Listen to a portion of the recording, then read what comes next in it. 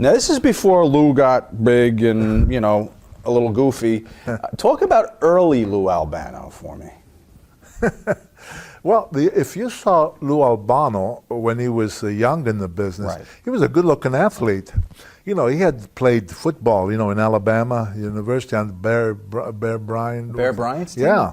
Oh, yeah, he was on that football team. He got kicked out because Lou was a very hot-tempered guy, and Lou used to get into situations quite often, you know. And he was wrestling a little bit amateur, so then after football, I don't know the connection how he started training, but he started training in wrestling, and he became a pro. As a wrestler, he was never, and this is not a put down, he was never what you call a great wrestler, you know. But he was, there was something about him that I saw as time went by. I heard him make some interviews.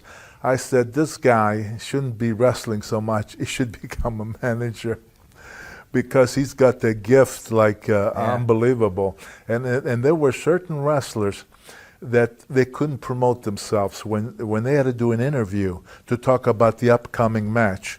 They just weren't that good in getting that heat by talking about this guy. They needed a mouthpiece. And I felt that Albano, so I talked to Vince about that.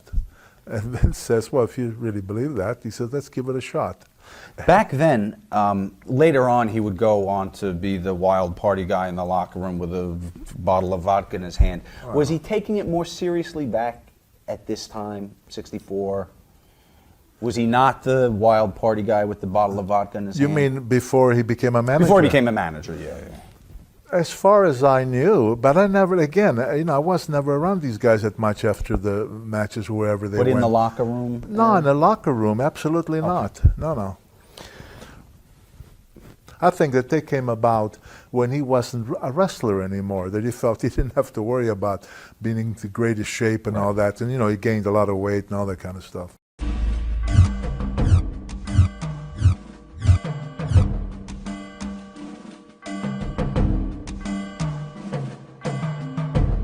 Switching things up, you know, I think that was the main reason to switch things up, and they wanted.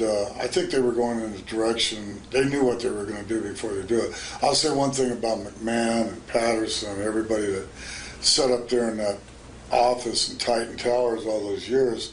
Those guys, they worked constantly, morning till night, planning out what they were doing, and I mean they knew what they were doing.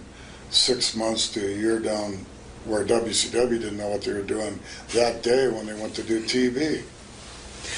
That's the truth. Albano, now we're going to see take a babyface role as a manager. What's your thought on that decision? I thought it was good because of Cyndi Lauper. He was my manager when I won the belt, and I was laying there in the dressing room where we used to do Poughkeepsie television. Moved from Allentown to Poughkeepsie, New York. I was laying in the dressing room, passed out, half asleep, no sleep at all, you know, being on the road all the time. And they introduced me to Jimmy Hart. I thought it was Gary Hart. Like, wait a minute, that's Jimmy. I don't know who Jimmy Hart. Who's Jimmy Hart? This is your new manager.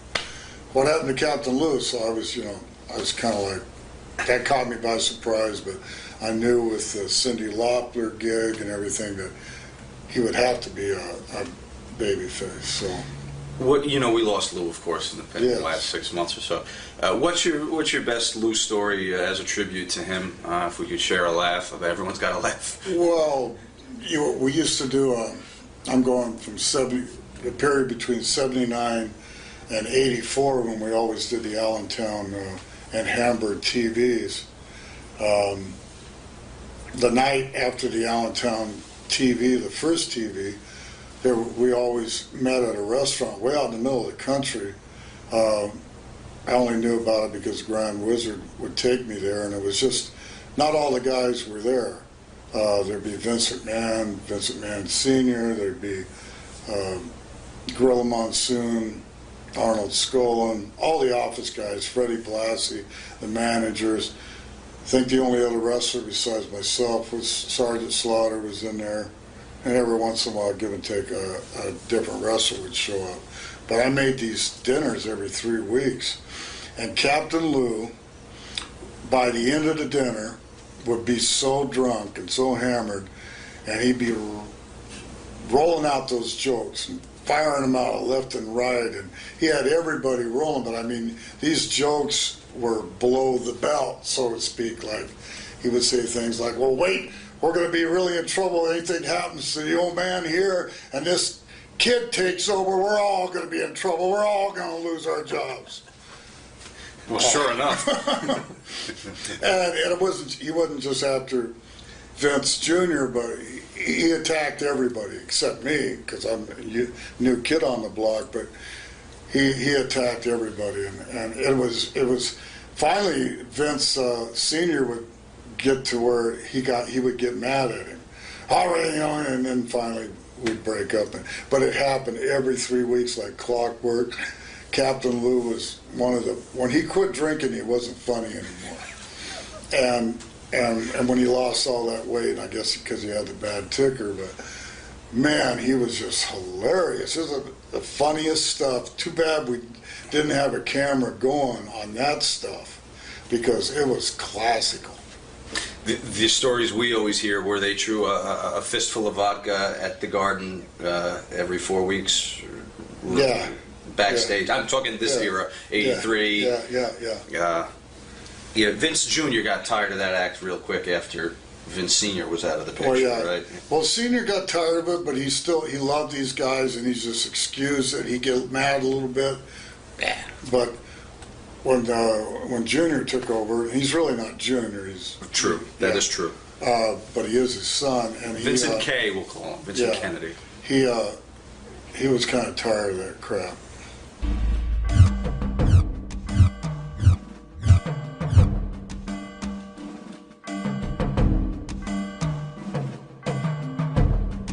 The two participants have a combined age of 119 years That's my old at this birthday, point. September 20th. Were you here for this? No, I don't even remember that. You don't even remember it, okay. I don't remember the bad stuff.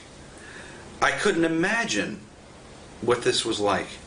What's the finish? Do I have it here?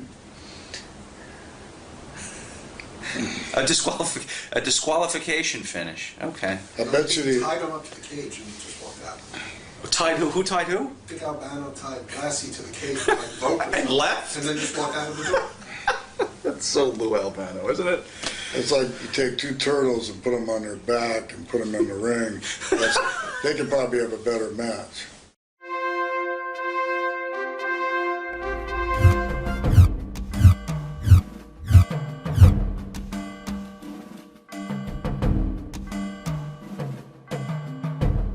Captain Lou was a lovable nut. I mean, I shouldn't even say this, but I have to. I mean, nowadays, what's the difference? I mean, but he's probably a little half schnockered, you know, a little bit by the time the end of the night came. But one time in Madison Square Garden, I mean, you know, some guys do gigs. Albano's gig was this long. I hit Lou one time in the Garden when me and Gorilla were wrestling the Valiants. I hit him in the head one time. Lou falls down, and he's laying there going like this. I've seen this. I mean, like this. I'm going, stop it! And you go, oh, you don't like that, huh? And he does it more. He did it to the point where this thing was so big, and he was so crazy, grossed me out, blood everywhere. He had one line that just missed his eyeball, that went through his cheek where he could stick his tongue out, through his cheek. That's how deep, okay? Now, you think that's bad. Then I'm disgusted. I didn't even want to touch the guy. We go back to the dressing room, and I'm going to Gorilla, and me and Gorilla looking at each other like we're just horrified, like, how crazy can you be? Lou came in with you know, 50 gigantic razor blade cuts, one deep through his cheek. The first thing Lou said is, you don't think I'm tough yet? He would run to his bag, he'd put aftershave all over his hand and went, and start pouring aftershave on it, rubbing it in his face, because, you know, it burned like hell. that's the kind of guy.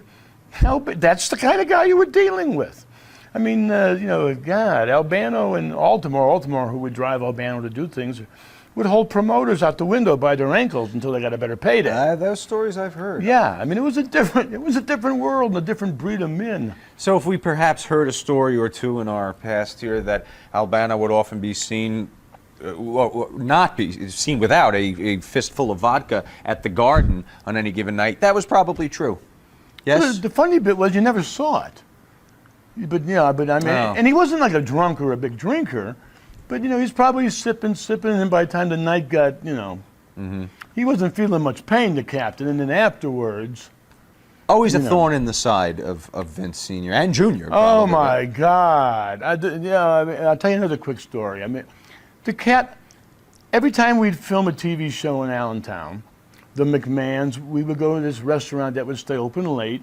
And the McMahons would be there, Monsoon, the Bookers, Bruno, and some of the guys, not all the guys. And I was one of them. I was there because I was Bruno's protege, and Albano was there, and maybe 15 people or so.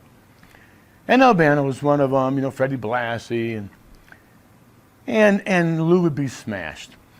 And the whole time we're eating dinner, someone would say something, and Albano would say, "Yeah, McMahon, those Irish mother effers, those suckers." I mean, he's knocking the McMahons with profanity at the same table that they're feeding them with. And Vince Jr. at that time was just sitting there going, "You got to be ribbing. These guys are insane. I'll change this down the road." Vince Sr. would, he was a very classy guy, old school promoter. And they would be eating and doing their thing like nothing's happening. And Lou is sitting 2 seats away. "You Irish mother effers! I mean... Is he joking, calling him a motherfucker, or he's he's angry? not joking. Wow. I don't know if he's angry, but he meant it.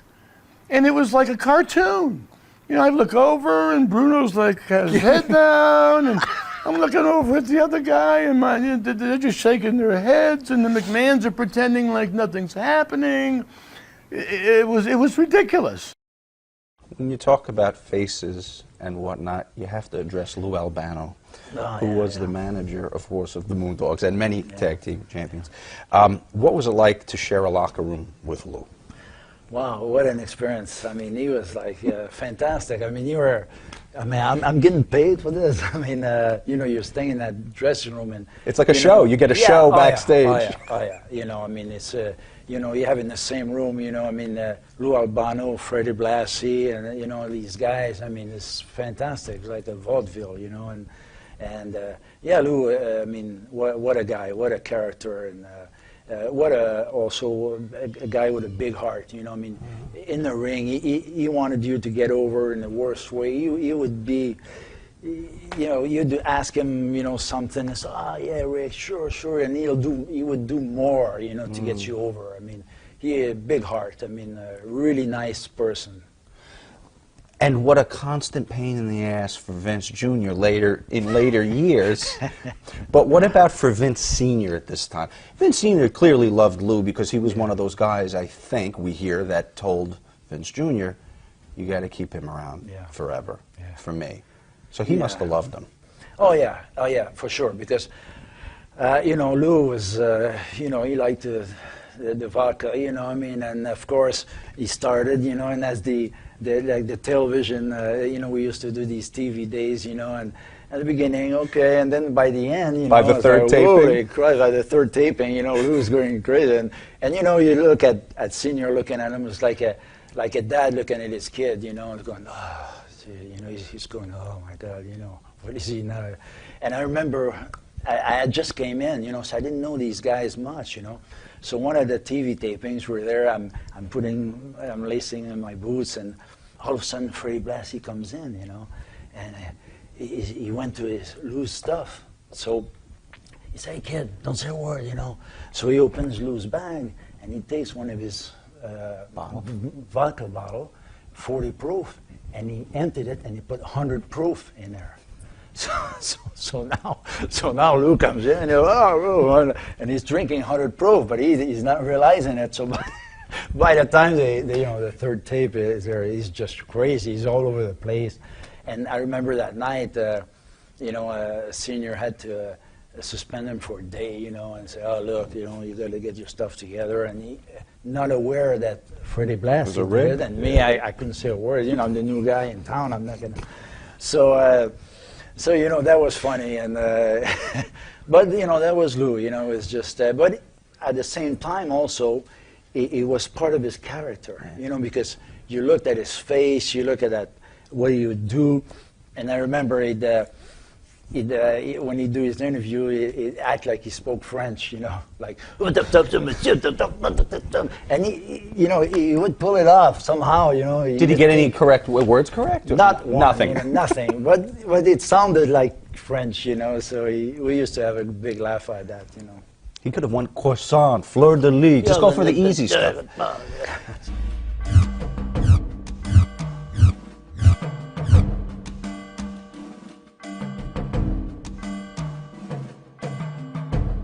All right, two things. Firstly, we've seen, even fans, Lou working a gig sometimes got interesting and very obvious. He all but takes a chainsaw to his head at times. But you pair that with, I think I might have read somewhere in high school that alcohol thins the blood a little, so you tend to get a little more color. So here's a ridiculous question. Was Lou drinking that night? Well, yeah, it is a ridiculous question because, Lou, when Lou was not drinking, He was sleeping. That was Lou, that was part of his character again. Did you ever hear Senior pull Lou aside and said, could you be more discreet? It was like, again, it was like a kid, Lou, go in the corner and face, the corner. He was like that. It was that relation between him and Vince, where, because I don't know what inside the relation was, but it certainly from outside looking at it, it felt this way,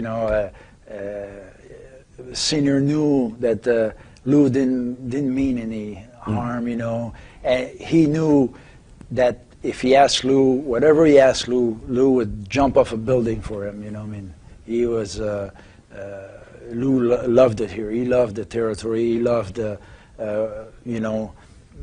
setup he had and the security he had and what it gave him, because Lou came from these, with Tony Altimore and all that, from back in the territory.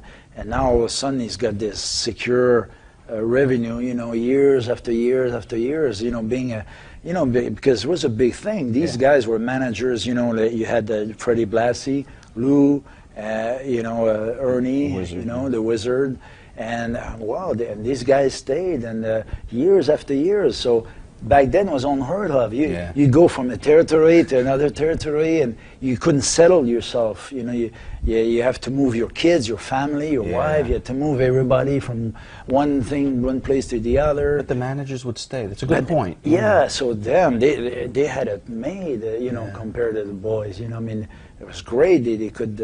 So he appreciated. Lou really appreciated that, and so the other guys.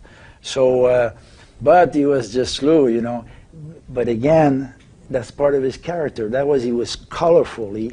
People looked at him and say, you can duplicate Lou Albano. Impossible. This guy was a natural. Wow, what a guy. Even for us, it was entertainment for us in the dressing room, hearing him, and watching him. So.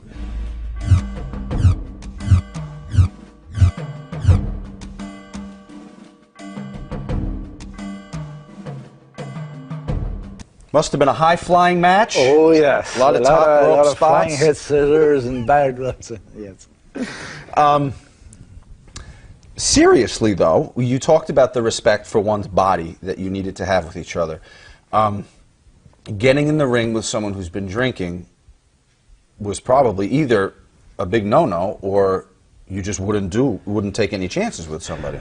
Well, Sean, with Lou, first of all, was all ground stuff, was nothing high flying and in the air, so at least you were on the ground. So you say, well, okay. No, but Lou was harmless. he, was easy. He would do anything for you. I mean, he would. Look, Rick, I want you to get over so much, and there's nothing he wouldn't do for you. So that was easy. Simple, easy, and chung chung chung, and got the job done. For the record, you kept it short, 4 minutes and 5 seconds. Yes. I guess that's the key to success. A Yes, little bit. that's the key.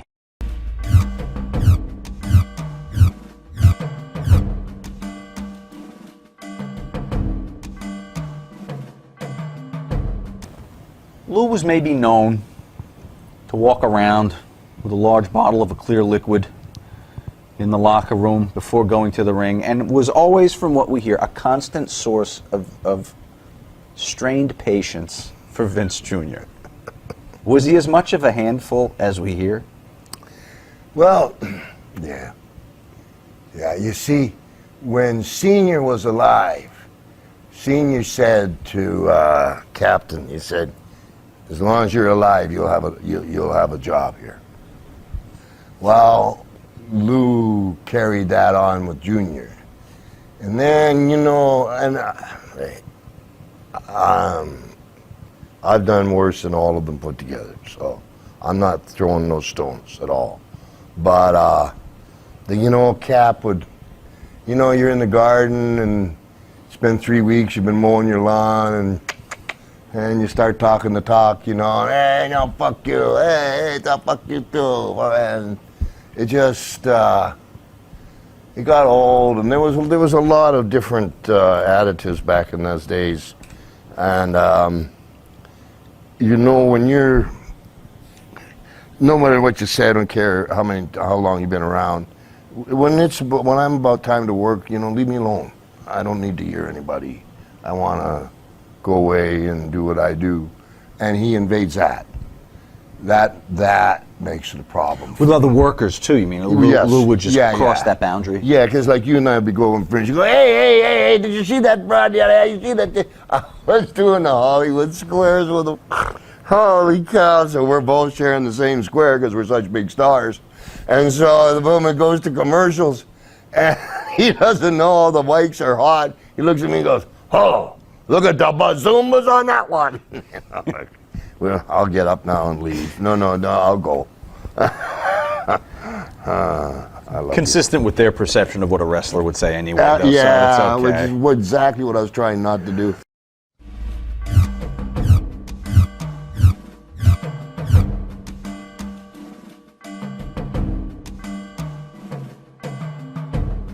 What brings this about? Just bringing back, classics. With Probably somebody would be asking, what's that about if they bring me around these days, Can you be as entertaining in the locker room as Lou Albano? Yeah, just in different ways. I mean, Lou would come in, and I thought Lou was the funniest fucking guy in the world for about 2 weeks. Until, he told me the fucking penguin joke for about the 20th time. Or, it was the same fucking anecdotal shit. Like, if you were around long enough, you heard the loop, So I was just going to say... Hey, did you get your tickets, get your money? What is that? You'd always come in, get your money, get your tickets. Like, I didn't know it was your fucking job, to tell us to go get our money from Arnie. Well, he was being like the Papa Bear, right? He was trying. He was always a little bit lit, Yeah. Great and stories. they always put up with them, He what? They always put up with them. Right. Well, that was Even the thing. going He back was to Vince Sr. a leftover from Vince Sr. So I think what they say is that was kind of one of those few requests that Vince Sr. made to Junior was there's some people Makes that you sense. should take care of. In what must have been a barn burner of a match, Arnold Scullin defeats Lou Albano Oh my God. via count out at 4 minutes and 35 seconds when Lou simply leaves the ring. So For what, no do you, reason. what do you want me to say about that? I don't know. I just wanted to bring it up. I will say this about Captain Albano that caused a nightmare for Vince Sr. Of course, Captain Lou was a very beloved man. Loved Bruno. Just adored Bruno. And it was Captain Lou's job to go out, whoever Bruno was going to work with as champion, to go out and incite the crowd, and Captain Lou, in the process of doing this, would get blood for Bruno, just for Bruno. So in Madison Square Garden, and Captain Lou told me all this cheek cutting stuff. He told me how that happened. He said it was an accident. One time I missed my forehead, and I cut my cheek. So he said, well, I'll just keep on cutting my cheeks. So this night in the garden, and Captain Lou did do a little bit of drinking. I was a drug addict at one time. He never wore a coat in the winter because he was always so warm from the alcohol. This is a true story. Kept him warm. Never wore a coat. Always had the little Hawaiian shirt on, stuff like that. So Captain Lou in Madison Square Garden goes out to do the deal for Bruno, to get the thing up. He proceeds to do all of this stuff to his face with some sort of a pocket knife. And Captain Lou drops that pocket knife in the middle of the ring in Madison Square Garden and leaves it there. And leaves the ring, and there's his pocket knife laying in the middle of the ring. And he comes back in the locker, and Vince Sr. is watching every match. And Vince Sr. sees this pocket knife, not a little razor blade, some sort of a knife that Captain Lou has just done this to, and drops it. And here is this knife laying in the middle of the ring in Madison Square Garden with athletic commissioners sitting around there. When Captain Lou hits the locker room, comes back to the locker room, Vince McMahon, and I'm standing right next to him, is having a heart attack and saying, Lou, I mean, this is a shoot. Yeah. Lou, my God, Lou, this is the garden. Lou, this is the garden. Right. What are you doing? You know, you can go ahead and cut your, do what you want to do, but this pocket knife, he said, Lou, this is the garden. I can't lose the garden, okay? He is in a state of shock, Vince McMahon Sr.